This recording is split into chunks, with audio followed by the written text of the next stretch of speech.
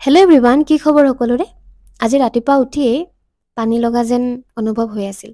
সেয়ে মুড়ি অলপ, কালিজিৰা, পাপৰ আৰু নৰসিংহৰ পাতেৰে ভাজি লৈ লাল চাহৰ সৈতে খাই ল'লোঁ। আৰু খাই মেলিয়ে বহিলোঁ।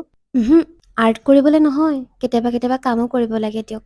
অলপ চলপ নকৰিলে কেতিয়াবা মায়ে খঙতে কৈয়ে দিব নহয়, যা ওলাই যা ঘৰৰ পৰা। সেয়ে অলপ ফুচলাই মেলি ৰাখিব লাগে আৰু উপায় নাই। গা পা ধুই আকৌ অলপ বেংকৰ পৰা আহিলোগে। বেংকত কেইটামান কাম আছিলে। আহিয়ে দেখিলো ভাইটিয়ে চাদৰ পৰা গোটেই কাপোৰবোৰ আনি বিচনাত এনেদৰে পেলাই থৈছে। এতিয়া মোৰ ওচৰত দুটা অপচন আছিলে। হয় মাক ক'ব পাৰো মই নোৱাৰো এইবোৰ সামৰিবলৈ, আৰু নহলে মনে মনে কাপোৰবোৰ সামৰি থব পাৰো। আৰু মই 2 নম্বৰ অপচনটোৱে চুজ কৰিলো। কাৰণ বিনা কাৰণত মই ৰিস্ক লৈ ভাল নাপাওঁ। আৰু ভাত পানী খাই বহিলো মেটচ চাবলৈ। কাৰণ আজি ডুবাই ষ্টেডিয়ামত চলি আছিল ইণ্ডিয়া ভাৰ্চেছ অষ্ট্ৰেলিয়াৰ ছেমিফাইনেল, যিটো নোচোৱাকে থাকিব নোৱাৰি। আজি মাত্ৰ এটা বেটছে টিউচন আছিলেগে। বাকীবোৰৰ পৰীক্ষা প্ৰায় শেষেই হৈছে। মাত্ৰ ইহঁতকেইটাৰহে বাকী থাকি গৈছে। সেয়ে একেলগে চবকে লৈ আকৌ বহিলো মেটচ চাবলৈ। বাৰু আজিলৈ আহিছো দেই, কাইলৈ আকৌ লগ পাম নতুন এটা ভিডিঅ'ৰ সৈতে।